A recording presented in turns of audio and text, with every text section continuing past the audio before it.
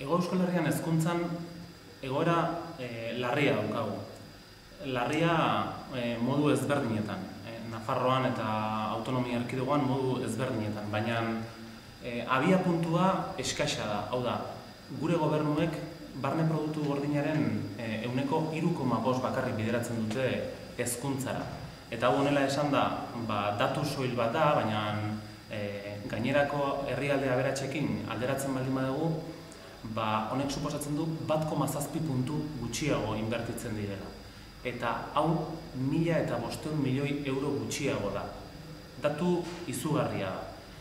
Danimarkarekin konparatzen baldin badugu, ia 3.600 milioi euro gutxiago dira hezkuntzara bideratzen direnak. Baina ez Danimarkarekin, baizik. Espainiar estatuak bideratzen duenarekin alderatuz, ia 700 milioi euro gutxiago dira hezkuntzara bideratzen direnak. Eta honi gainezarri dizkiete gobernuek murrizketak. Murrizketa larriak azken ikasturte hauetan sufritzen ari garenak eta ikasturte honetan gertatu direnak. Nafarroan 200 irakasle kalera joan dira. Autonomia erkidegoan matrikulazio igoerei ez zaie proportzio berean erantzun. 2010-2011 ikasturtean ia 7.000 ikasle gehiago eduki genituen, 2011-2012 ikasturtean ia 8.000 ikasle gehiago, guztira ia 15.000 ikasle gehiago, eta ez da proportzio berdinean plantilla igo. Eta murrizketak hezkuntzako sektore eta arlo guztiei eragiten diete. Bai irakaskuntza publikoan, bai aurreskoletan, bai itunpeko irakaskuntzan, gizarte ekimeneko zentroetan, ikastoletan, unibertsitatean, eta irakaskuntza publikoan ere kolektibo guztiei eragiten diete.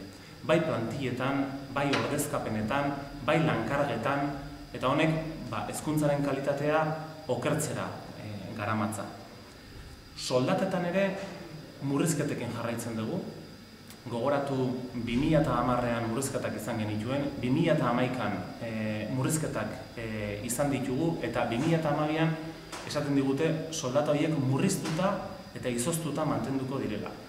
Esan dezakegu, ia 2008ko soldata mailetan gaudela. Eta 9% eta 13% bitartean galdu dutela langileek, hezkuntzako langileek bere erosmen ahalmena. Egoera benetan larria da. Eta honi aitzakia jartzen diote ez dagoela dirurik hezkuntzarako. Eta hau noski gezurra da. Dirua badago, aberastasuna sortzen jarraitzen dugu.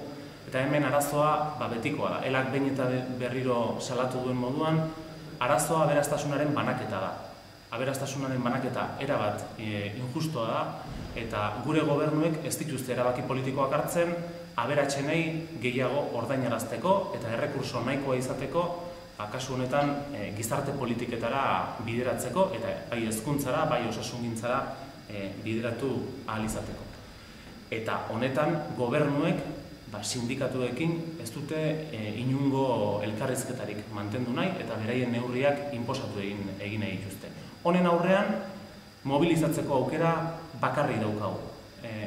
Jendea kontzientziatu behar dugu egoera honetaz, sufritzen ari garen erasoetaz, hemendik aurrera ere jomugan edukiko gaituzte eta gure aukera bakarra gogor erantzutea izango da. Hego Euskal Herrian hezkuntzan mobilizazioak antolatu ditugu eta honi ere jarraipen eman behar.